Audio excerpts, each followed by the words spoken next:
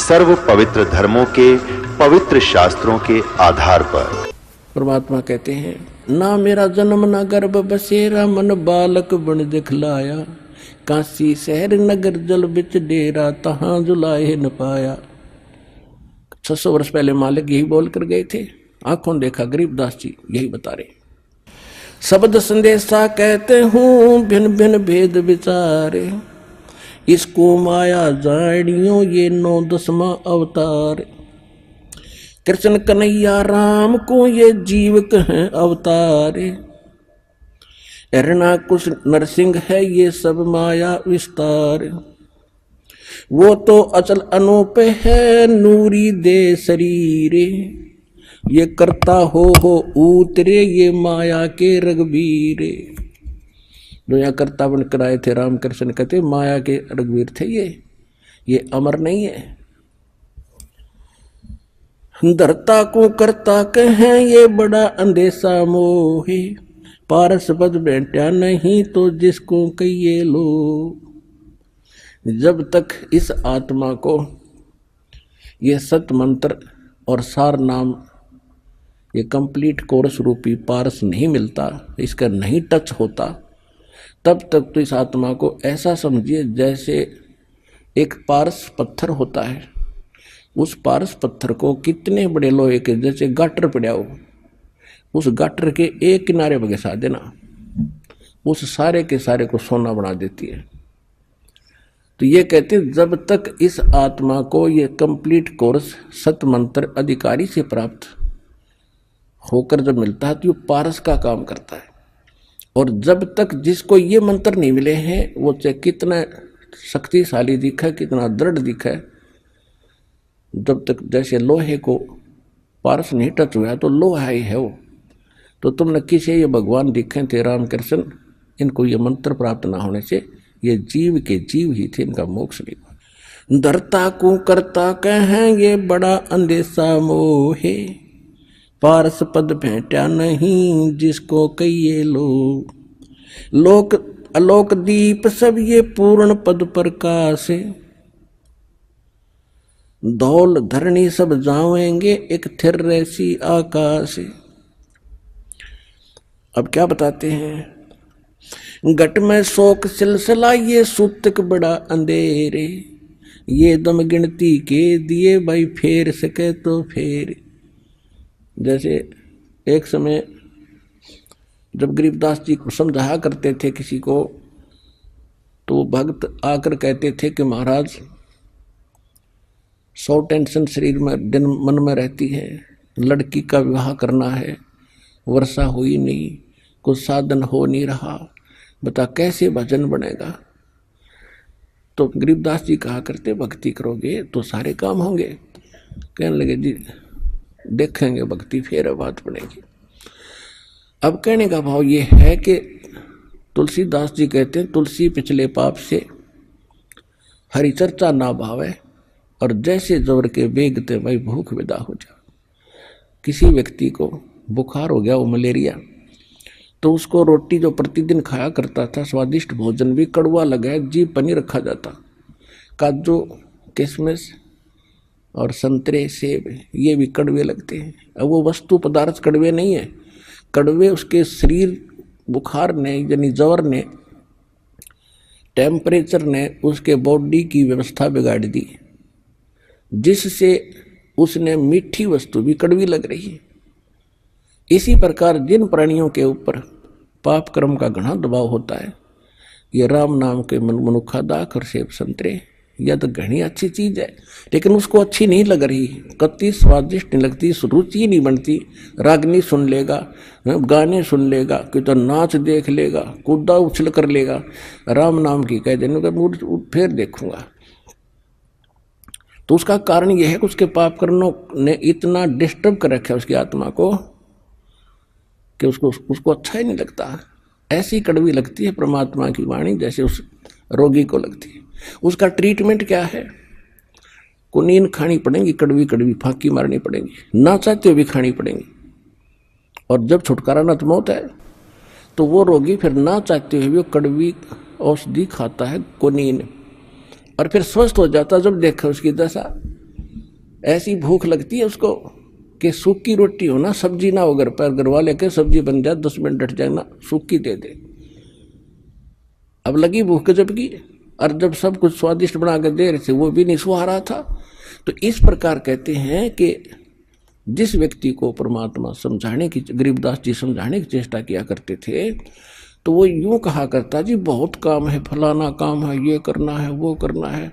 अब कैसे कोई टेंशन हो जाती है, मंत्र भी ले लेते थे, भजन नहीं कर पाते थे, ये बहाने बनाते थे। अब जैसे एक समय एक दरोगा जी SHO पुराने समय में घोड़ी पे बैठ कर किसी दूसरे गांव में जा रहा था किसी काम बस। जून का महीना, हरियाणा क्षेत्र, उसमें रहट होते थे, कुएं बैलों से चलते थे, और एक पुली का बाल्टी बांध जोड़ दिया करते सैकड़ों, वो नीचे से कुएं से जल जाती थी और बाल्टी बाहर आकर के और नाली में वो खाली होती थी, खाली नीचे चली जाती, उसको रहट बोला करते।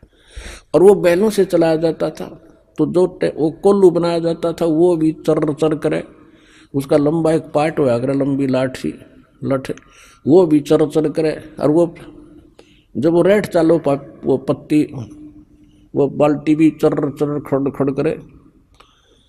वो घोड़ी पर बैठा आ रहा था, दोनों को प्यास गजब की लग रही थी। अब दरोगा जी ने सोचा कि सामने पानी चल रहा है, पानी पिएंगे, घोड़ी को पिलाऊंगा। वहां निकट आया, और वो घोड़ी में एक समस्या थी कि वो इस आवाज से बेदकगी, फड़कगी। वो निकट आई और एकदम भाग के दूर खड़ी होगी। तो दरोगा जी ने कहा कि किसान, ये चोंचों को बंद कर दे भाई, मेरी घोड़ी डर रहा है। उसने वह बैल रोक दिए, वह चूचू बंद होगी।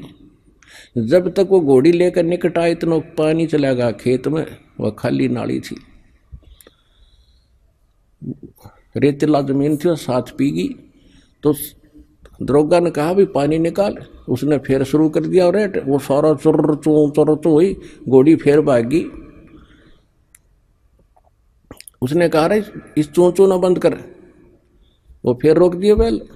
निकट आया, उसने फिर कहा पानी निकाल, वो फिर चला दिया, फिर भागी। तो किसान बोला, दरोगा जी इस चूचू में पी लो ना तो दोनों मरोगे, इस चूचू बिना पानी निकले ना तो दोनों मरोगे ना। तो इसने अपनी प्या किसी तरह लठ लुठ मार गए। तो कहने का भाव ये है कि पुण्यात्मा, यहाँ गरीबदास जी क्या कह रहे हैं, घट में शोक सिलसिला ये सूतक बड़ा अंधेरे, ये दम गिनती के दिए तू फेर सके तो फेर। कहते तेरे शरीर में ये शोक सिलसिला होता, सूतक सा हो रहा है, यानी रोज नया उपजा है, कोई न कोई समस्या तेरे जी ने यू काल रखेगा। और ये गिनती के सांस है भाई, इस चू चू में मैं करा जाता हो तो इससे हम कर ले। गरीब घट में शोक सिलसिला ये सूतक बड़ा अंधेरे, ये दम गिनती के दिए तू फेर सके तो फेर। अब क्या बताते हैं, तोड़ पिंजरा ले गई ये मंझारी मुस्काले, कहते बाका पर्दा महल का कोई न जाने भेवे, और बिन सतगुर क्यों पाई ये वो अटक रहा सुख देवे। तोड़ पिंजरा ले गई ये मंझारी मुस्काले, कृष्ण कन्हैया पर चली वो बाली झिमर की बाले। ओए होए। अब क्या समझा रहे हैं कि जैसे भाई ये काल ऐसा जालिम है, जैसे चूहे को बिल्ली पकड़ ले जाती है अचानक, और वो भी मस्त होता है अपने परिवार में, और कहते इस काल ने तुम्हारे भगवान के ऊपर, कृष्ण कन्हैया पर चली वो बाली झिमर की भाल। वो तीर मारा उसने, उसकी वो भी नहीं सोच रहा था, राजा था वो, कौन सा मरना चाहा था, और उसकी मौत होगी। फिर क्या बताते हैं, बाके पर्दे हम गए भाई सतगुरु के उपदेश, शिव ब्रह्मा विष्णु रटत हैं वह पार न पावे शेष। जहां मैं गया हूं वहां पर ना तेरा ब्रह्मा जा सकता, ना विष्णु ना शिव, और ये शेष नाग को भी तुम कहते हो बड़ा वजन करता है। देखो भजन उस सत मंत्र का हो तो बात बने।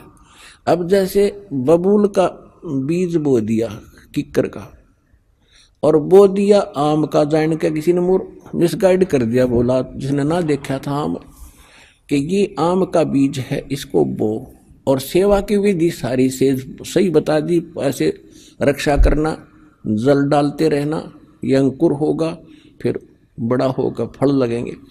अब जैसे ही सतनाम और सारनाम इस कंप्लीट कोर्स के अतिरिक्त जितने भी भगत श्रद्धालु जिस संतों पंथों में हैं, वो सभी मोक्ष और भगवान प्राप्ति के लिए प्रयत्नशील हैं और उनसे दीक्षा ले रखी है।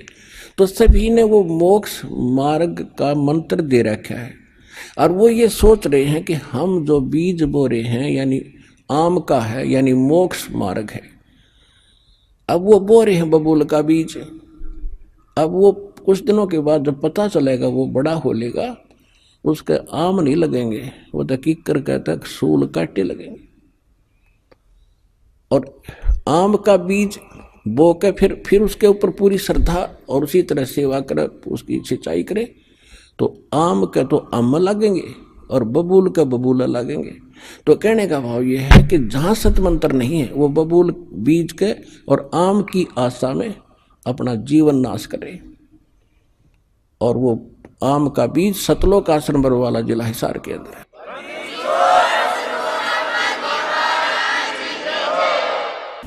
परम पिता परमात्मा पूर्ण ब्रह्म सारी सृष्टि के रचनहार कबीर परमेश्वर जी की असीम रजा से आप सभी पुण्यात्माएं सत्संग सुनने के लिए उपस्थित हुए।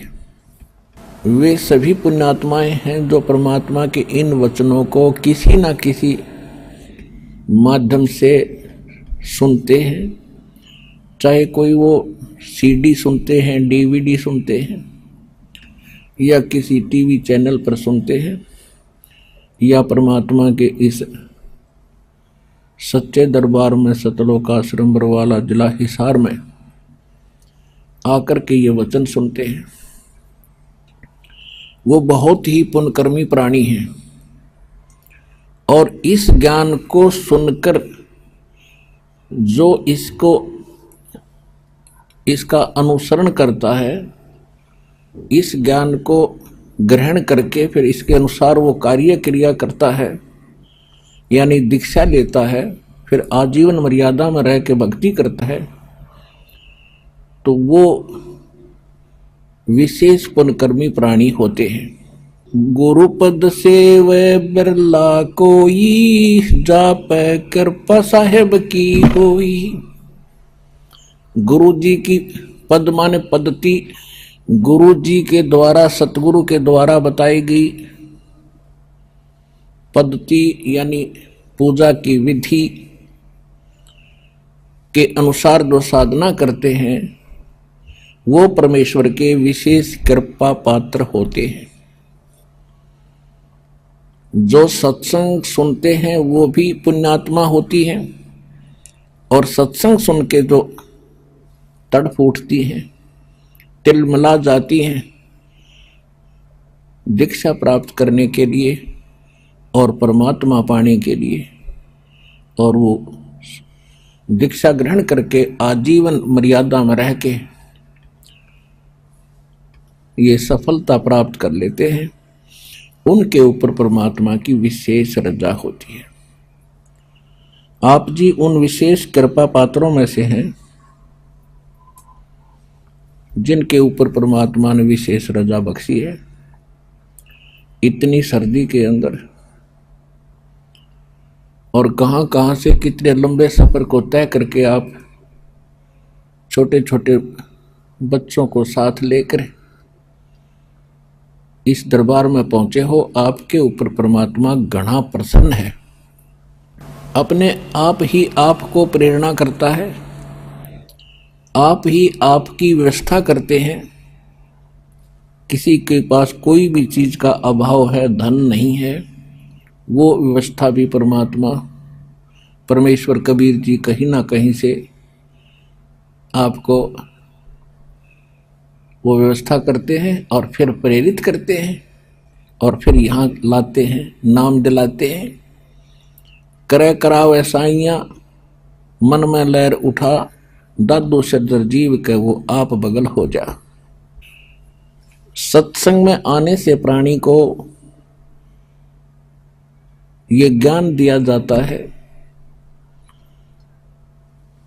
आत्मज्ञान, उसके साथ साथ परमात्म ज्ञान। आत्मज्ञान है कि आप कौन हो और मनुष्य जीवन आपको किस लिए प्राप्त हुआ है और इसका मूल उद्देश्य क्या है। और परमात्म ज्ञान है, परमात्मा कैसा है, वो क्या लीला करता है, वो क्या सुख देता है और उस परमात्मा की प्राप्ति कैसे होती है, ये सत्संग होता है। तो सत्संग में सबसे पहले आत्म ज्ञान कराया जाता है और फिर उसके बाद परमात्म ज्ञान होता है। आत्म ज्ञान ये है कि आप असंख्य युगों से इस काल के जाल में भटक रहे हो, जन्म और मृत्यु की इस फांसी पर लटक रहे हो।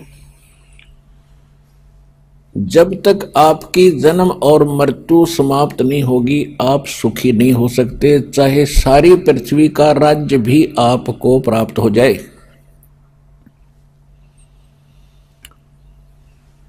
क्योंकि यहां वो सुख है ही नहीं 21 ब्रह्मांड में।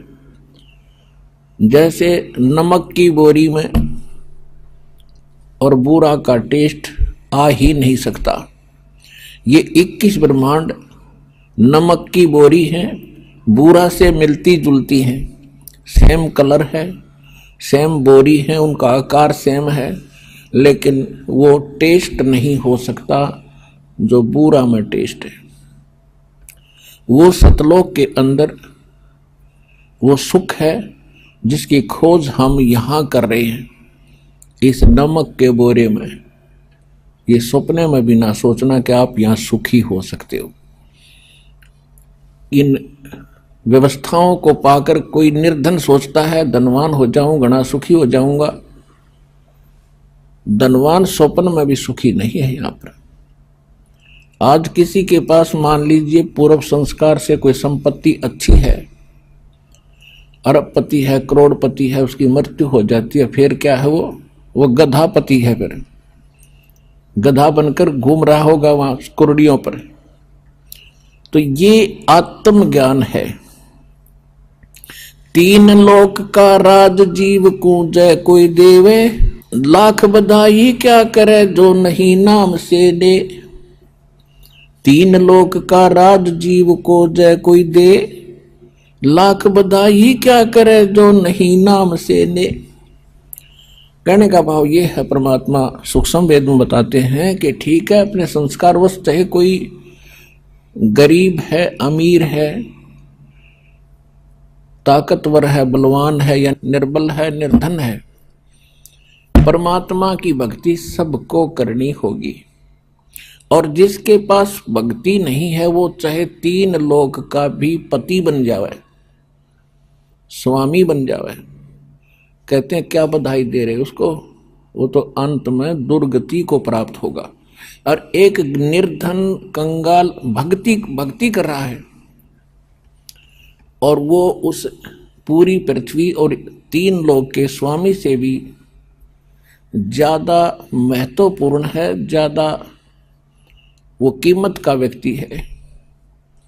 परमात्मा कहते हैं राम रटत दारिद्र भलो, दारिद्र में निर्धन, नाम रटत निर्धन भलो, टूटी घर की छान, वो कंचन महल किस काम के, जहां भक्ति नहीं भगवान। परमात्मा समझाना चाहते हैं कि भक्ति करने वाला प्राणी भले ही कितना ही निर्धन हो और उसके घर की छान यानी छत भी टूटी हो झोपड़ी की, और जिसके सोने के महल हो भक्ति ठीक करता ना हो, तो उसके विषय में परमात्मा कहते हैं वो कंचन महल किस काम के, जहां भक्ति नहीं भगवान।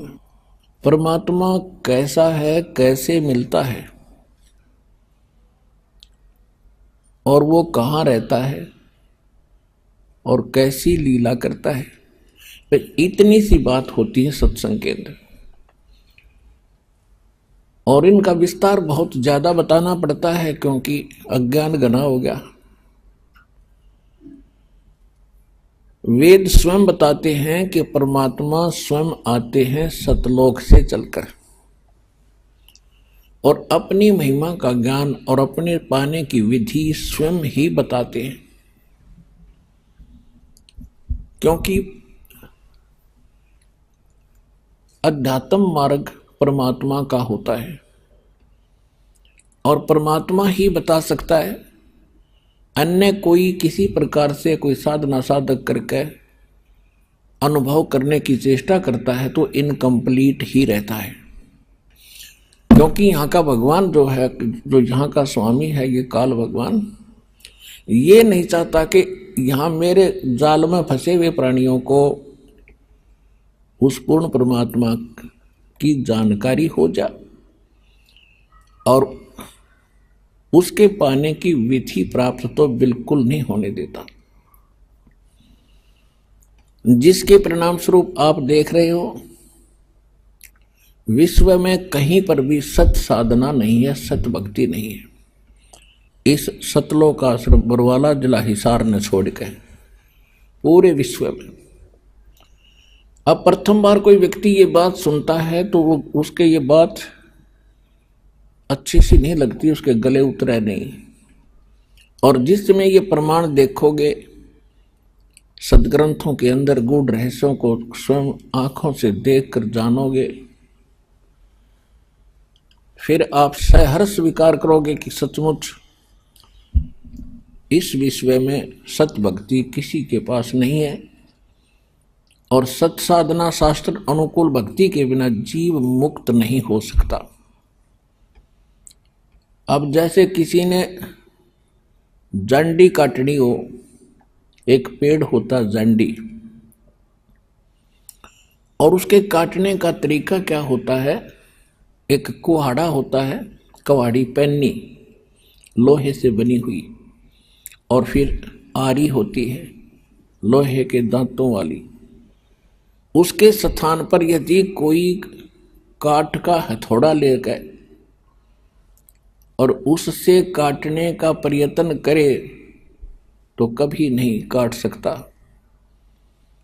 तो यथार्थ जो साधन है उस जंडी के काटने के, वही प्रयोग करोगे तो वह जंडी बहुत आसानी से कटेगी।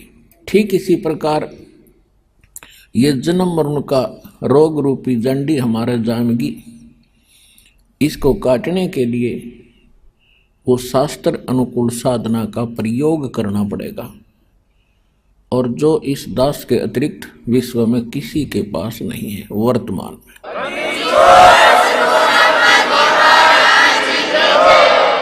और जिन महापुरुषों ने यह जंडी काटी अर्थात मोक्ष प्राप्त किया, उन्होंने भी यही औजार प्रयोग किए थे जो दास आपको दे रहा है, बता रहा है, सुना रहा है, दिखा रहा है। और इस तरह जंडी कटेगी, इसी से ये मोक्ष होगा। आज आपको बताएंगे कि परमात्मा कैसे मिले, परमात्मा प्राप्ति कैसे होगी।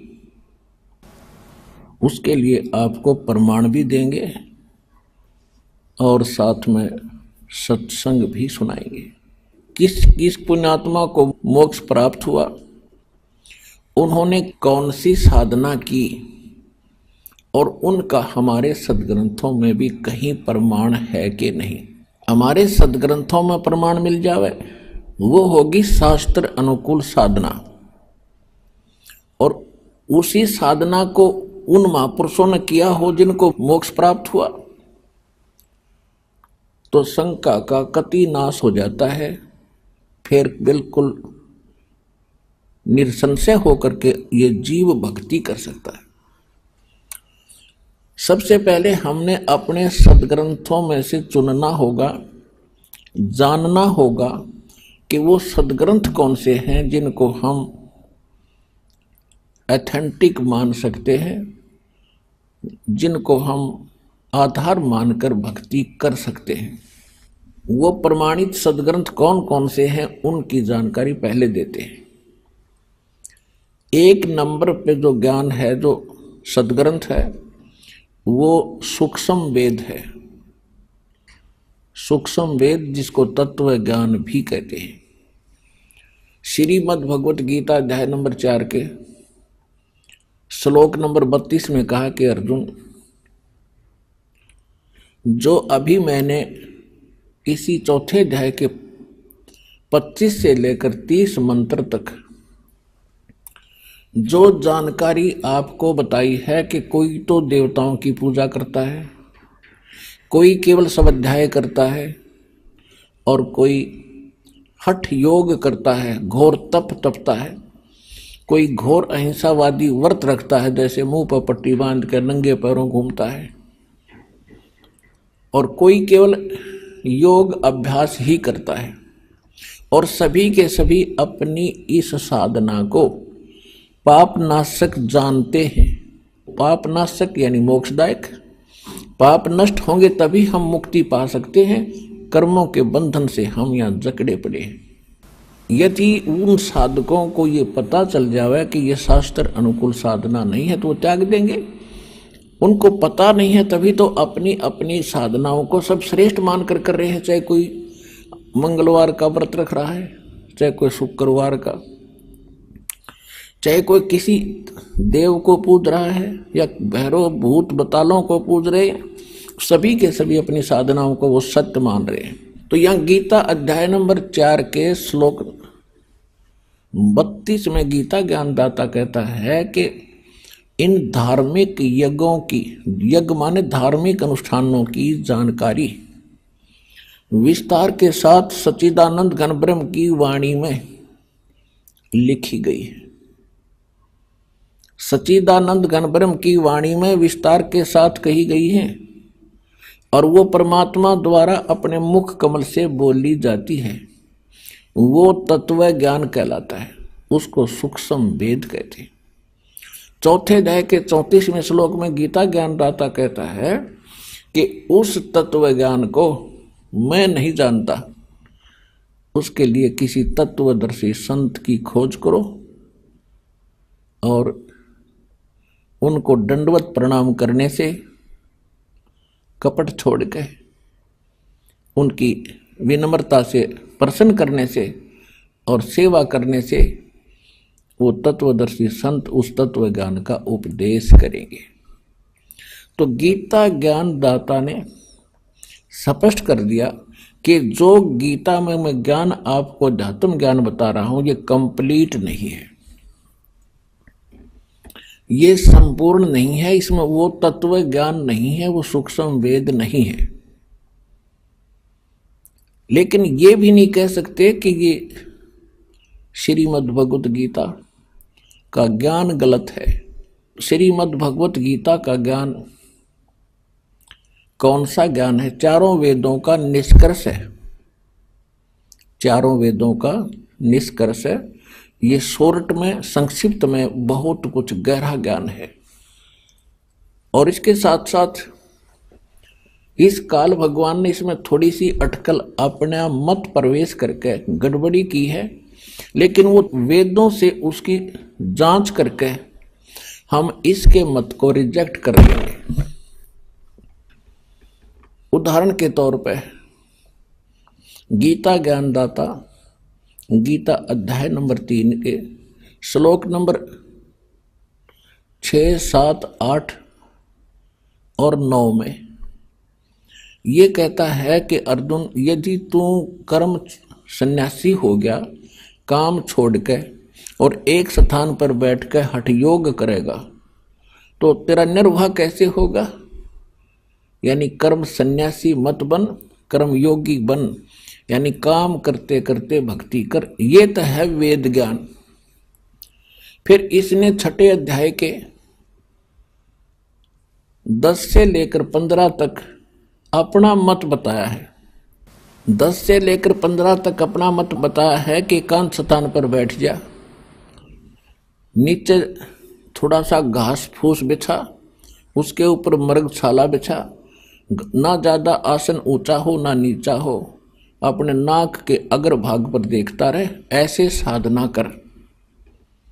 तो ये किसी वेद में नहीं, ना किसी उस तत्व ज्ञान में, क्योंकि ये उसका खंडन है जो तीसरे अध्याय के 6, 7, 8 के अंदर ये कह रहा है कि अर्जुन तू यदि हट करके बैठ गया, तेरा निर्वाह कैसे होगा, गुजारा कैसे चलेगा, तो काम भी कर, भक्ति भी कर।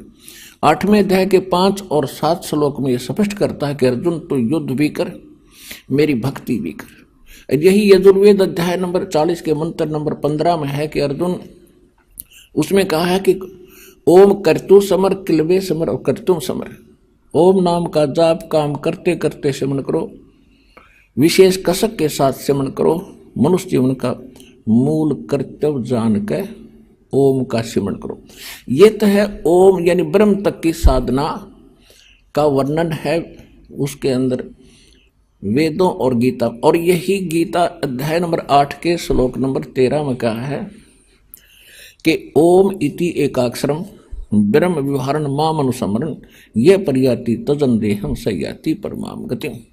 मुझ ब्रह्म का केवल एक ओम मंत्र है, और उच्चारण करके सिमरण करता हुआ जो इस शरीर त्याग कर जाता है, यानी अंतिम सांस तक भक्ति करता हुआ प्राण छोड़ता है, वो ओम से मिलने वाली परम गति उसको प्राप्त होता है।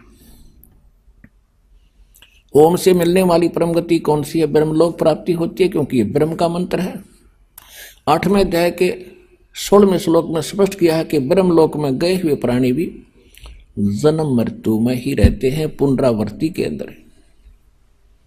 तो प्रसंग चल रहा है, यही सूक्ष्म वेद में बताया है, नाम उठत नाम बैठत नाम सोवत जागवे, नाम खाते नाम पीते नाम से ती लागवे। यानी वेद वही बताते हैं, सूक्ष्म वेद तत्व ज्ञान गॉड गिवन स्पिरिचुअल जो परमात्मा ने स्वयं आकर बोला है, वो भी यही कहता है कि काम करते करते सिमरण करो। तो ये मत है, वेद में यही है, सूक्ष्म वेद में यही है, ये दुर्वेद में यही है। और जहां गीता वेदों का निष्कर्ष है, गीता जी में भी जहां वेद ज्ञान इसने दिया वो बिल्कुल सही है कि युद्ध भी कर मेरा सिमरण भी कर, ये बिल्कुल सही है। तीसरे अध्याय के 6 से लेकर 9 तक इसने सही कहा है कि एक स्थान पर बैठ कर तू हठ योग करता रहा, तेरा पेट गुजारा कैसे चलेगा। तो ये ज्ञान वेद गीता और सूक्ष्म वेद से मिलता है, ये बिल्कुल सही है। जो इसने छठे अध्याय के 10 से लेकर 15 तक अपना मत प्रोड्यूस किया है वो रिजेक्टेड है, वो नहीं मानने का। तो इस प्रकार हमने इन सदग्रंथों को चुनना है कि कौन से शास्त्र हमारे भक्ति में सहयोगी हैं और सत्य हैं, ऑथेंटिक हैं, जो गॉड गिवन हैं। चारों वेद इस काल भगवान को, ब्रह्म को, पूर्ण परमात्मा ने दिए थे। उन्होंने दिया तो कंप्लीट स्पिरिचुअल नॉलेज था, ये सूक्ष्म वेद भी साथ था। लेकिन इस बेईमान ने ऐसी गलती करी, जब इस परमात्मा ने वहां से अपने से इसके शरीर के अंदर वो पूरा कंप्लीट स्पिरिचुअल नॉलेज इसकी आत्मा में फैक्स कर दिया पूर्ण परमात्मा ने सतलोक से, और उसका निर्धारित समय बना दिया कि इसके बाद ये बाहर आवेगा। जैसे बच्चा गर्भ में होता है, उसके बाद उसका निर्धारित समय है कि 10वें महीने वो माँ के गर्भ से बाहर आएगा ही आएगा। तो वो इसके बस का भी नहीं था। तब तक यह सृष्टि चालू हो ली थी, ब्रह्मा विष्णु महेश के जन्म हो चुके थे, दोनों तीनों के। उस समय इसके श्वासों के द्वारा, ज्योत निरंजन के श्वासों के द्वारा वो कंप्लीट स्पिरिचुअल नॉलेज बाहर आया। इसने फटाफट उठाकर देखा और पढ़ा।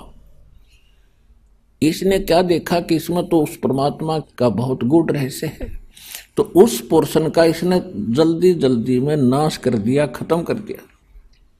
और परमात्मा के डर से इसने कुछ ऐसा अंश रख लिया जिसमें इसके सत्र की भक्ति थी और महिमा पूर्ण परमात्मा की थी। तो वो चारों वेद हैं।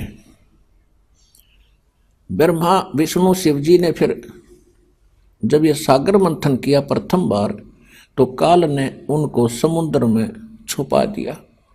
चारों वेद ऐसे जैसे दूध को जमा करके रड़कते हैं, बिलोते हैं तो मक्खन अपने आप ऊपर आ जाता है, फिर वो लस्सी में मिलता नहीं, 100 प्रयत्न कर ले। इसी प्रकार वो चारों वेद यानी अपने आप, ये एक ही वेद था, फिर 4 भागों में बाद में बांटा गया। वो कंप्लीट ग्रंथ न्यू का न्यू ऊपर आ गया एक सुंदर कमल के फूल पे। और ब्रह्मा जी इसको उठा कर लाए और इस काल ने दुर्गा को संदेशा भेज दिया कि ब्रह्मा पढ़े इसको। ब्रह्मा ने जैसा ज्ञान समझा वेदों का, उस आधार से इसने आगे अपने अनुयायी पंडितों को, ब्राह्मणों को, अपने बच्चों को, अपने वंशजों को वेदों वाला ज्ञान बताना चाहा। जैसा इसने वेदों को समझा और जैसा ब्रह्मा जी ने वेदों को जाना, वही आज हमारे ब्राह्मण गुरुओं के पास है। अब हम उस विषय पर आते हैं कि ये चारों वेद गॉड गिवन है, कंप्लीट गॉड गिवन, पूर्ण परमात्मा द्वारा दिए गए। इसने जो निकाल दिया वो अलग बात है, जो शेष वेद हैं वो परमात्मा के दिए हुए हैं। तो ये चारों वेद, ऋग्वेद, यजुर्वेद, सामवेद और अथर्ववेद। अथर्ववेद तो इसने बहुत बाद में दिया है अपने पुत्र को, पहले ये 3 वेद दिए थे, उसमें से भी कुछ पोर्शन अलग से रख लिया था।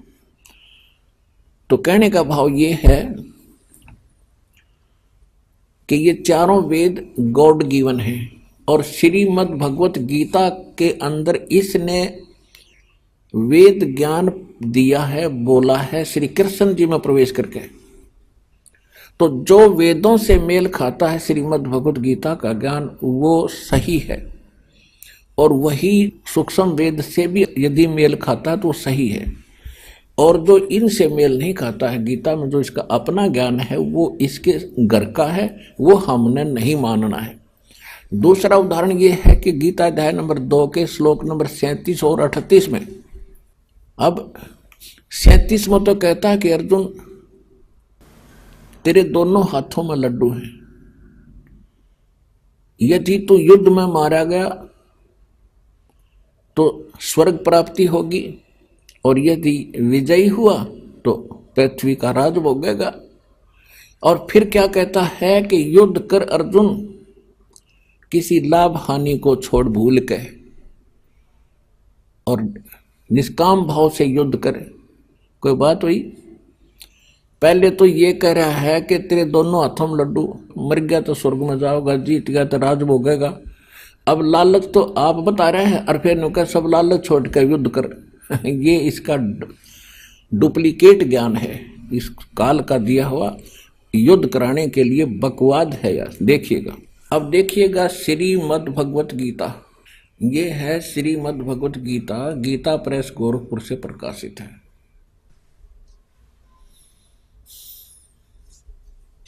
इसके संपादक कौन है देखिएगा, गीता प्रेस गोरखपुर से प्रकाशित है, और जयदयाल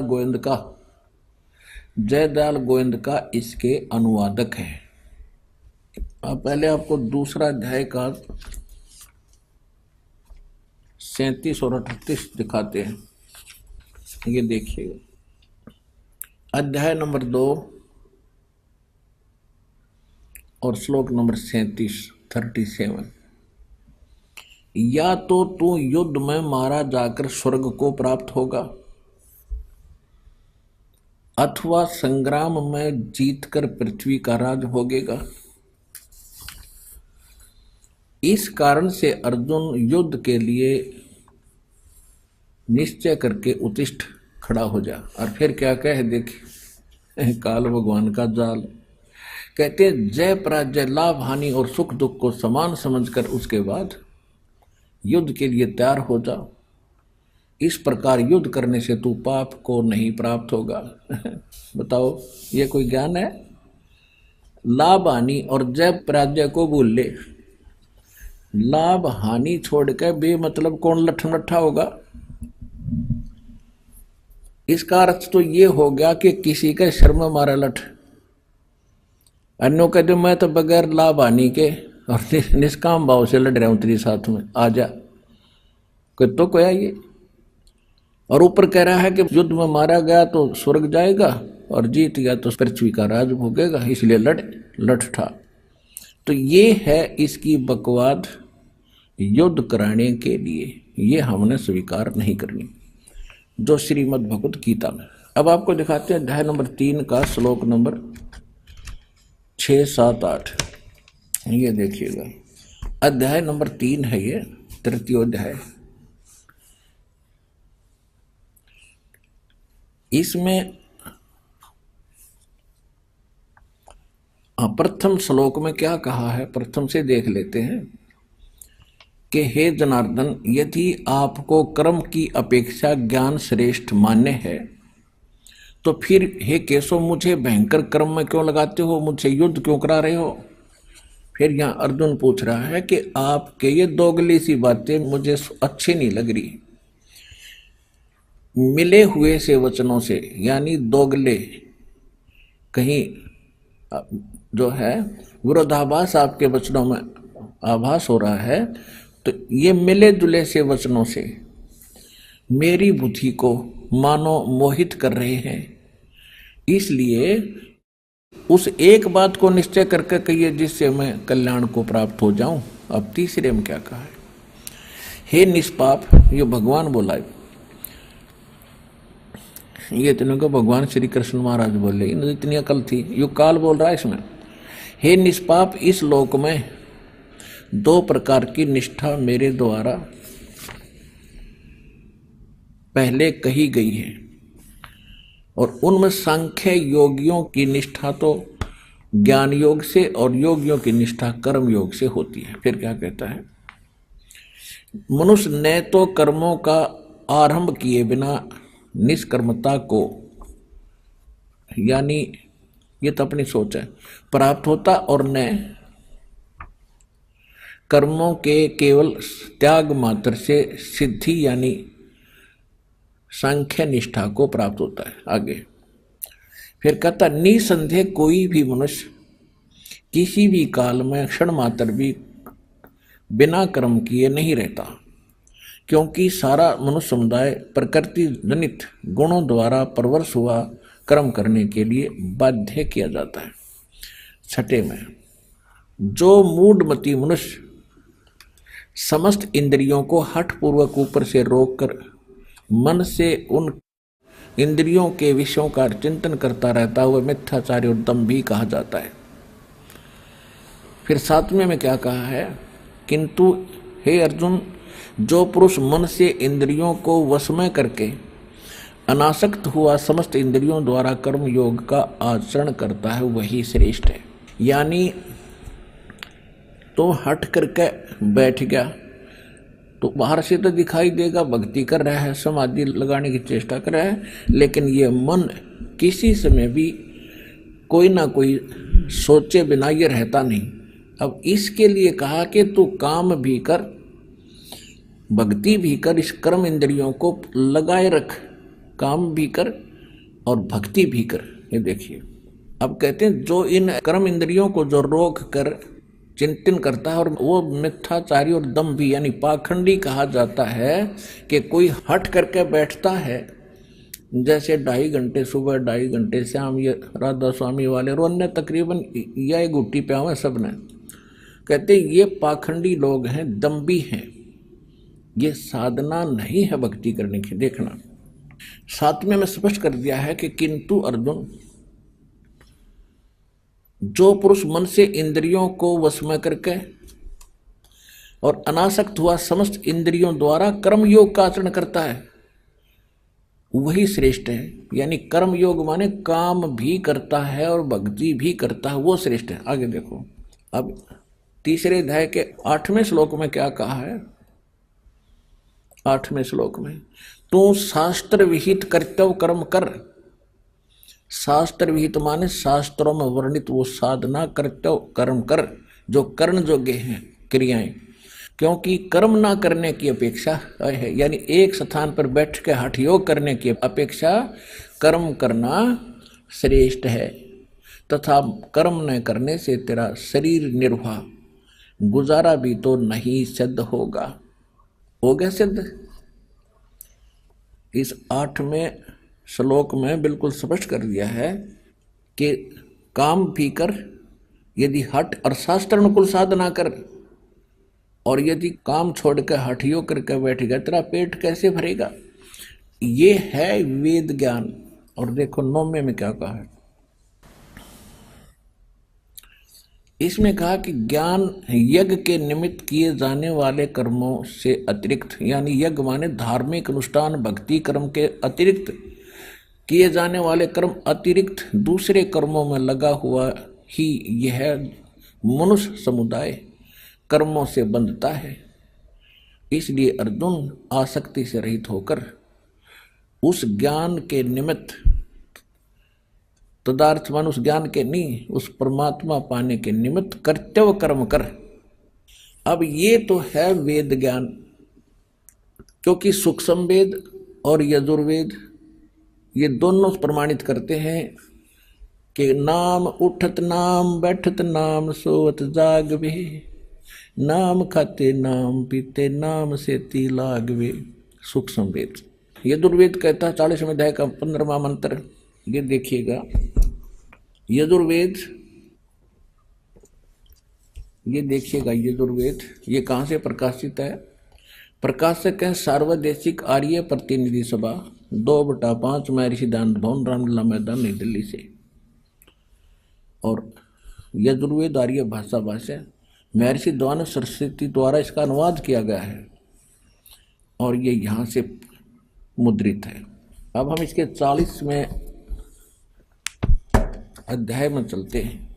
ये 40वां इसका अंतिम अध्याय है और ये लास्ट के ही मंत्र चल रहे हैं इसके अंदर। देखिएगा, ये है यजुर्वेद और 4400 यानी 40वां अध्याय 4400 और इसका मंत्र नंबर 15।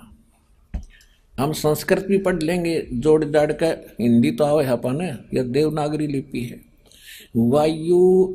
वायुर अनिलम अमृतम अथिदम अथेदम भस्मांतम शरीरम ओम कर्तो समर किलबे समर और कर्तुम समर है 15वां श्लोक। इसका क्या अर्थ है? वायु अनिलम अमृतम अथ इदम भस्मांतम शरीरम। इसका अर्थ है कि जब तक तेरा शरीर का नाश हो तब तक, अनल माने होती है वायु, इस वायु यानी श्वास के द्वारा सेवन करना होता ओम का। तो इसमें क्या बताया कि ओम कर्तु समर किलबे समर, नीचे देखिएगा, ओम कर्तो समर किलबे समर और कर्तुम समर। और देखिए इस अज्ञानी दानंद का अनुवाद दिखाऊंगा, क्योंकि इनको कोई ज्ञान नहीं था, ये सिर्फ संस्कृत भाषा अवश्य जानते थे, तत्व ज्ञान इनके पास था नहीं, जिस कारण से इन्होंने, जहां इनकी बुद्धि ने काम नहीं किया, उड़ंगा कर दिया। अब इसका सीधा अर्थ है कि ओम कर्तु समर, ओम का जाप काम करते करते सेवन कर। अब इसके अनुवाद से आपको और आसानी से सिद्ध होगा कि यो भी कोशिश कर रहा है, अर्थ तो ठीक करने की चेष्टा कर रहा है, लेकिन विचलित होने के कारण ये निष्कर्ष नहीं दे पा रहा। देखिएगा, ये इनका अनुवाद है दानंद जी का। कर्तो माने कर्म करने वाले जीव तू शरीर छूटते समय, ये ओम लिखा है, ये ओम लिखा है। इसने जैसे ये कर्तु है, कर्तु का अर्थ कर दिया कर्म करने वाले जीव, बिल्कुल ठीक है। और ओम का भी यहाँ अर्थ लिखना था, ओम ही लिखना था। ओम माने ओम को, समर माने समण कर, कल्बे माने अपने सामर्थ्य के लिए परमात्मा और उनके अपने स्वरूप का स्मरण माने स्मरण कर, कर्तव्य माने अपने किए का स्मरण कर। वायु माने धनजा दिवायु, अनल माने कारण रूप वायु को, कारण रूप वायु, अमृतम अविनाशी कारण को धारण करता, अथ इसके अनंतर इदम इस शरीर नष्ट, शरीरम नष्ट होने वाला, सुखादि का आश्रय शरीर, भस्मांतम अंत में भस्म होने वाला। तो ऐसा जान। कोई अर्थ है इसका? कोई सिर पैर है इसके अर्थ का? इसका सीधा सा अर्थ है करतो माने काम करने वाले। यहाँ लिखा है ओम करतो समर, काम करते करते श्रवण कर। और किलबे, किलबे माने किलबलाहट, एक विशेष कसक के साथ, तड़फ के साथ उस नाम का जाप करे। और कर्तव्य माने मनुष्य जीवन का मूल कर्तव्य जानकर ओम का जाप करे। तो इसको अंतिम सांस तक, शरीर छूटते तक, जब तेरा शरीर नाश हो तब तक इसका सेवन कर। तो ये वेद ज्ञान है। और गीता अध्याय नंबर 8 के श्लोक नंबर 13 में कहा है, ये देखिएगा, श्रीमद् भगवत गीता उठा ली हमने, पवित्र वेद रख दिए। अब इसके 8वें अध्याय का 13वां श्लोक आपको दिखाते हैं। ये देखिएगा, अध्याय नंबर 8 का श्रीमद् भगवत गीता और श्लोक नंबर 13। हम संस्कृत पढ़ेंगे, परमात्मा ने इसे योग्य कर दिए।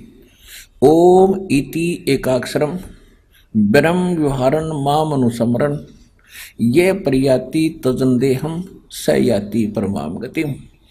इनका अनुवाद यहाँ से शुरू होता है। इन्होंने दोनों का इकट्ठा कर दिया, 12 और 13 का, बल्कि अलग अलग होना चाहिए था। यहाँ से शुरू होता, जो पुरुष ओम माने ओम, ओम माने ओम, इस एक अक्षर रूप इति एकाक्षरम, अक्षर रूप ब्रह्म को उच्चारण करता हुआ उसके अर्थ स्वरूप मां मुझ निर्गुण ब्रह्म का चिंतन करता हुआ शरीर को त्याग कर जाता है, वह पुरुष परम गति को प्राप्त होता है। आइए अब हम उन श्रद्धालुओं के अनुभव जानते हैं जो जगत गुरु तत्वदर्शी संत रामपाल जी महाराज जी से दीक्षा प्राप्त कर चुके हैं तथा उनके द्वारा बताए गए भक्ति मार्ग पर चल रहे हैं। सर नमस्कार। सर जी नमस्कार। सर क्या नाम है आपका? मेरा नाम है लालू राम जाटव। लालू राम जी कहाँ से आए हैं आप? मैं जिला शिवपुरी तहसील करहरा मध्य प्रदेश से। सर संत रामपाल जी महाराज से नाम दीक्षा आपने कब ली? 1 अक्टूबर 2013 में। सर संत रामपाल जी महाराज से नाम दीक्षा लेने से पहले आप क्या भक्ति करते थे? मैं दुर्गा माता की पूजा करता था, फिर मैंने हनुमान जी को पकड़ लिए थे, तो मैं उनकी खूब साधना करी, पूजा करी, फिर परमात्मा की कृपा से रोजी रोटी लग गई तो मैं और गह करके करने लगा। फिर मैंने हनुमान जी का व्रत करना शुरू कर दिया। तो 15 साल तक मैंने हनुमान जी का व्रत रखा। व्रत रखने के बाद फिर मेरे को कुछ शरीर के अंदर बीमारी लगना शुरू हो गई।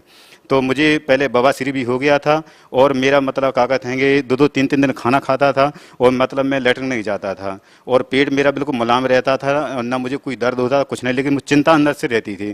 फिर मेरा अंदर ही अंदर से मतलब सिर मतलब दर्द करने लगा, तो पूरा दर्द मेरा मतलब आधा दुखता था, फिर पूरा कवर कर जाता था। इतना दुखता था कि मैं क्या कहते हैं पलटी भी होने लगती थी, भारी चिंतित रहता था। तो सर संत रामपाल जी महाराज से नाम दीक्षा लेने के बाद आपको क्या लाभ मिले? संत रामपाल जी महाराज के शरण में जब मैंने नाम उपदेश लिया तो जो मेरे अंदर के शरीर कष्ट बीमारी थी तो वो मुझे आराम मिलना शुरू हुआ। तो जो पहले मुझे बवासीर था उसमें मुझे आराम मिला, फिर मुझे जो दर्द कर रहा सिर में उसको भी आराम मिला और मेरे मुख में कुछ मतलब छाले हो जाते तो ऐसी मतलब रोग लग गया था। जब छाले हुए तो मैं बहुत चिंतित रहता था, कुछ खाना पीना भी नहीं खाता था, तो वो भी मेरे मतलब परमात्मा की कृपा से वो भी शांत हो गए। मेरी भक्तमती को श्वास की बीमारी थी तो क्या कहते हैं वो भी ठीक हो गई। एक दिन की बात है कि परमात्मा की कृपा से बच्चा भी उपदेशी था, मैं भी उपदेशी था परमात्मा की शरण में। तो बच्चा क्या है कि जो मतलब कुआं होता है तो उसमें डीजल पंप रखते थे, उसमें रखी थी मोटर, तो उसको सुधारने के लिए गया तो क्या है कि उसमें पैर फिसल गया बच्चे का, तो मोटर शायद बच्चा कुआं में को मतलब गिरने वाला था, तो परमात्मा ने उसको संभाल लिया, लेकिन थोड़ी बहुत उसके मुंह में चोट जरूर आ गई थी। तो परमात्मा की कृपा से मतलब हमारे शरीर की जो कष्ट थे वो भी परमात्मा ने ठीक कर दिए, बच्ची की ज़िंदगी बख्शी। और एक बार मैं ड्यूटी के दौरान मैं कहीं सरकारी काम से जा रहा था तो ट्रेन से फिसल के गिर गया था। तो परमात्मा की कृपा से थोड़ी हाथ में मुझे जरूर चोट आई थी, लेकिन मुझे और अंग भंग में कहीं किसी प्रकार की वो नहीं आई परेशानी। फिर संत रामपाल जी महाराज की ऐसी कृपा हुई कि फरवरी 2016 में मेरे अकाउंट में 28,000 रुपये आए। तो मुझे कुछ पैसे की ज़रूरत थी, तो मैं एटीएम से पैसे निकालने के लिए गया, तो उसमें से मैं निकाली 1,000 रुपये, 4,000 रुपये में उसमें पड़े थे। तो मैंने उसमें देखा तो मैंने कहा यार ये क्या है, तो मैं उसको मतलब 1-2.5 से मत दिखने लगा। फिर इसके बाद मैंने सोचा कि पहले और भक्तों की ऐसी मतलब सुनी थी तो हमको विश्वास नहीं होता था कि ऐसा कर सकते हैं। जब मेरे साथ हुआ तो फिर मैंने सोचा कि हो सका था कहीं भूल चूक से पैसे किसी के आ गए हों तो बैंक वाले या तो फ़ोन लगाएंगे या मतलब कोई मतलब भूल चूक होगी, तो मतलब नहीं 4-5 दिन मैंने उससे कोई ढका नहीं किया। फिर कहीं से कुछ नहीं हुआ तो फिर मैं संकट में रहा कि हो सकता है कि परमात्मा मेरे साथ ऐसा किया हो, लेकिन मैंने उस पर विश्वास नहीं किया। अविश्वास करके फिर मैंने पैसा भी यूज करे निकाल लिए। फिर संत रामपाल दास जी महाराज की ऐसी दया हुई कि जून 2017 में 16,000 रुपये मेरे अकाउंट में फिर बढ़ के आए। तो मुझे फिर वहाँ से कुछ बहुत विश्वास हुआ कि ये तो चमत्कार परमात्मा ही कर सकते नहीं, इतने दिनों से आज तक मतलब ऐसा नहीं हुआ। फिर मैं परमात्मा की कृपा से संत रामपाल दास जी महाराज से दया हुई, फिर मैं उनको प्रणाम किया, धन्यवाद दिया कि मालिक जो मैं कथा उन लोगों को सुनता था वो आज तुमने मेरे लिए सत्य करके दी है। तो फिर क्या कहते हैं उस दिन से मैं संत रामपाल दास जी महाराज की शरण में पहुंच गए। सर, आप भगत समाज को क्या संदेश देना चाहते हैं? क्या पहले आप कोई नशा करते थे? हाँ भगत भाई साहब, मैं क्या पहले सारे नशा करने लगा था और इतने नशे करने लगा था कि गुटखा बीड़ी दारू मीट मटन ये सब इस्तेमाल करने लगा था। और मैं तो एक पशु जैसा मतलब जीवन जी रहा था, मैं राक्षस बनता चला जा रहा था। फिर मुझे जो ज्ञान प्राप्त हुआ संत रामपाल दास जी महाराज की शरण में गए तो उसमें मतलब कुछ मर्यादा बताई, मर्यादा का पालन किया। तो आज संत रामपाल दास जी महाराज की शरण में जाने से एक हम पशु का जो जीवन जी रहे थे उससे आज हम मनुष्य जीवन मतलब जी रहे हैं। सर, जैसा कि आपने बताया कि पहले आप बहुत नशा करते थे, लेकिन सर संत रामपाल जी महाराज की शरण में जाने के बाद आपको नशे से नफरत हो गई है। तो सर, जो लोग आज भी नशा करते हैं, आप उन लोगों को क्या कहना चाहेंगे? क्या वो संत रामपाल जी महाराज से नाम दीक्षा लेते हैं तो क्या उनका भी नशा दूर हो जाएगा? हाँ सर जी, अगर वो मतलब अपन जीवन सुरक्षित चाहते हैं, परिवार को मतलब सुरक्षित चाहते हैं तो संत रामपाल दास जी महाराज की शरण में आके वो जो गुरुजी दीक्षा मंत्र देते हैं वो दीक्षा मंत्र का मतलब प्राप्त करके और उसका सिमरन करें और जो विधि बताए उस विधि को करें तो उनका भी छूट जाएगा, उनका परिवार भी बहुत स्वतंत्र रहेगा। क्योंकि परमात्मा संत रामपाल दास जी महाराज की कृपा से हमारा पूरा परिवार मतलब उपदेशी है और बहुत सुखी से है। सर, संत रामपाल जी महाराज का एक स्वच्छ समाज सुधार में क्या योगदान है? समाज सुधार के लिए जो आज वर्तमान में कल युग में जितने मतलब क्या कहते हैं भ्रष्टाचार और मतलब क्या कहते हैं जो बढ़ते जा रहे हैं दारू नशे के सारे वो, तो जो संत रामपाल जी महाराज दीक्षा देते हैं उसमें पावर है, पावर का मतलब पूरा काम करती है कि उसमें इतनी ताकत है कि उस चीज़ को हम खुद गुजरे बैठे हैं। क्योंकि मैं भी खुद नशा करता था तो उसके बाद प्रभाव से सारे तो हमारे नशा छूट गए और सारे बेकार छूट गए। आज पराई भी बहन बेटी को हम बुरी नगाह से देख देते तो आज वो कहते हमारी एक बच्ची समान दिखने लगती है। तो इतना उस भक्ति से प्रभाव पड़ा है। सर, आप भगत समाज को क्या संदेश देना चाहते हैं? भगत समाज को तो संदेशों के परमात्मा संत रामपाल दास जी महाराज को तक क्या दे सकता है, लेकिन इतना जरूर बता सकते हैं कि आप जो मनुष्य जीवन जो अपना हाथ से नकलता जा रहा है, संत रामपाल दास जी महाराज की शरण में आकर के वो अपना जीवन कल्याण कराएं, अपने परिवार का भी कल्याण कराएं। जो मनुष्य जीवन बार बार नहीं मिलता है और वो संत रामपाल दास जी महाराज वो भक्ति दे रहा है जो गरीबी हर चीज़ में मतलब काम करती है, जिससे कहा तुम्हारे घर में बेकार भी नहीं रहेंगे, विपत्ति नहीं आएंगे, भूत प्रेत बाधा भी नहीं करेंगे, किसी प्रकार के मतलब रोग दोग नहीं आएंगे और मतलब खुद सुखी रहेंगे पूरा परिवार। जी, बहुत बहुत धन्यवाद आपका। Thank you sir.